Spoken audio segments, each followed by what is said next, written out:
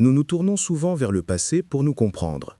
Ce soir, nous portons notre attention sur l'année 1886 et l'histoire solennelle d'Emma Cheney. C'est une affaire qui nous rappelle que derrière les documents historiques se trouvent de vraies personnes, dont la vie a été irrémédiablement changée par les événements qui se sont produits. Ceci est leur histoire, telle qu'elle peut être racontée.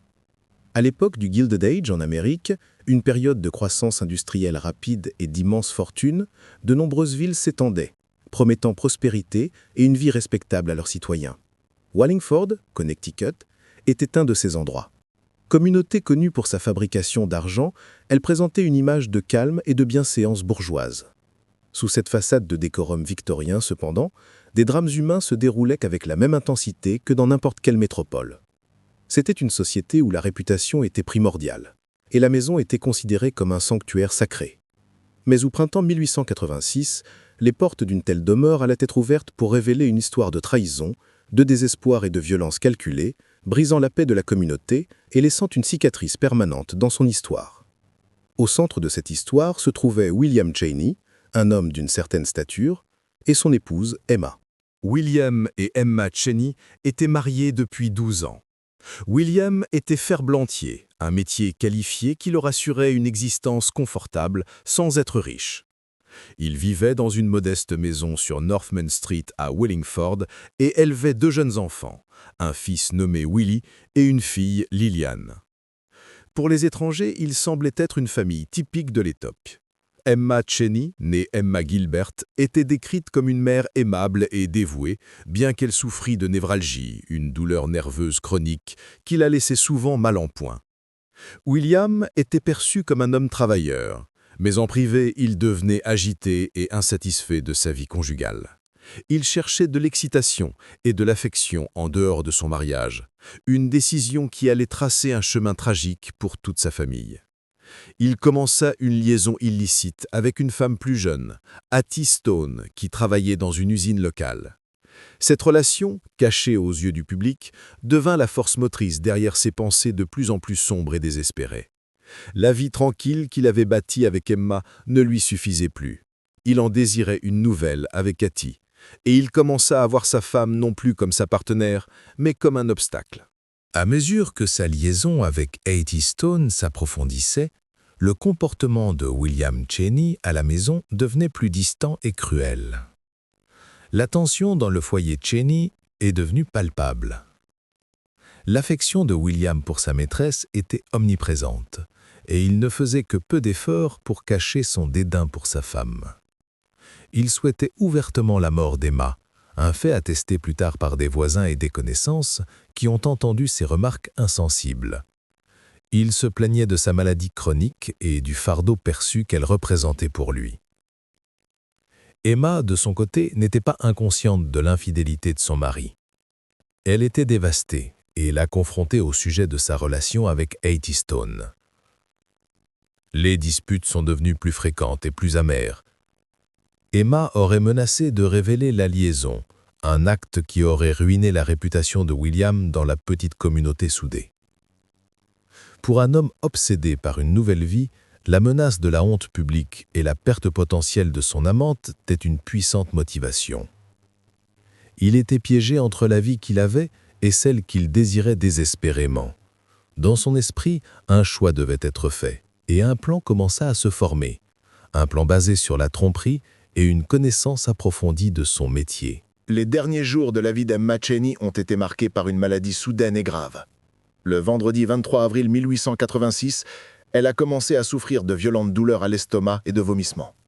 William semblait être le mari dévoué, appelant le médecin de famille, le docteur George McGavie. Le docteur a diagnostiqué chez Emma un cas grave de détresse gastrique et lui a prescrit des médicaments. Au cours des 2 jours suivants, son état a fluctué. Par moments, elle semblait se rétablir, mais les crises de maladie revenaient avec une intensité renouvelée. William était son principal soignant pendant cette période, lui administrant sa nourriture, son eau et ses médicaments.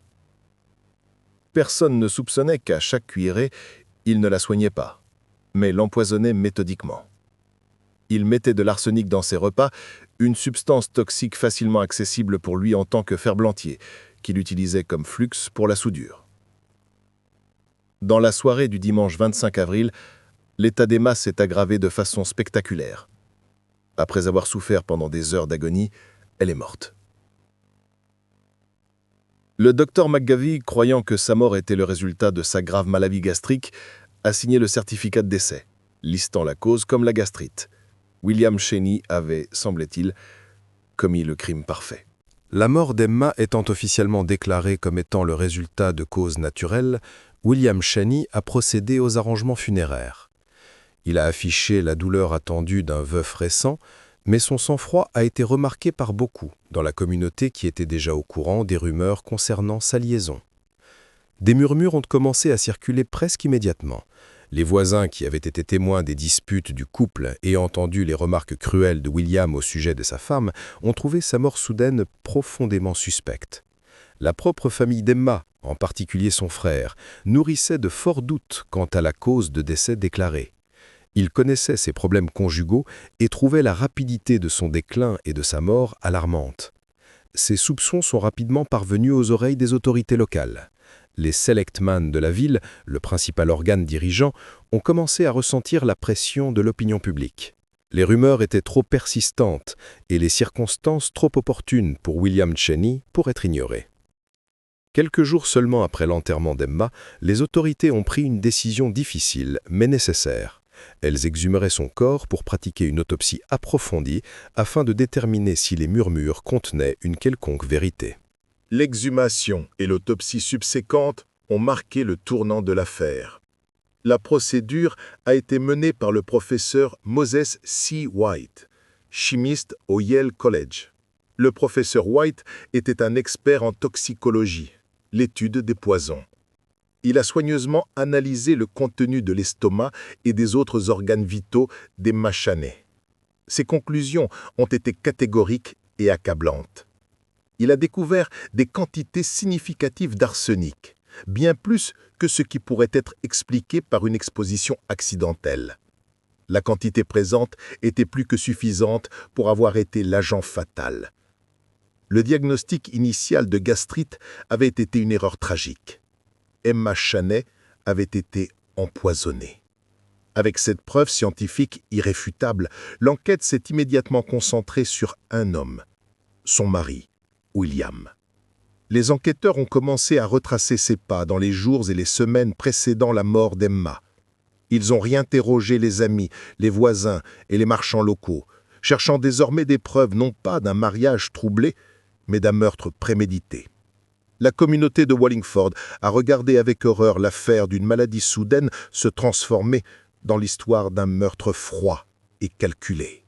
Les preuves contre William Cheney se sont accumulées rapidement. Le mobile était clair, son désir écrasant d'être libre de sa femme pour épouser sa maîtresse, Hattie Stone. Le moyen était également établi. En tant que ferblantier, il avait un accès facile au poison même qui avait tué Emma. La pièce à conviction la plus critique, cependant, est venue d'un pharmacien local. Il a témoigné que, juste un peu de temps avant que la maladie d'Emma ne commence, William Cheney était venu à sa pharmacie pour acheter de l'arsenic. Cheney avait affirmé en avoir besoin pour son travail, une demande plausible pour un homme de son métier. Mais le moment était incroyablement incriminant.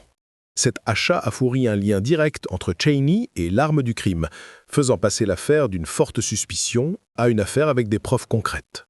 Le 13 mai 1886, sur la base des résultats de l'autopsie et du corps croissant de preuves circonstancielles, William Cheney a été arrêté et accusé du meurtre de sa femme.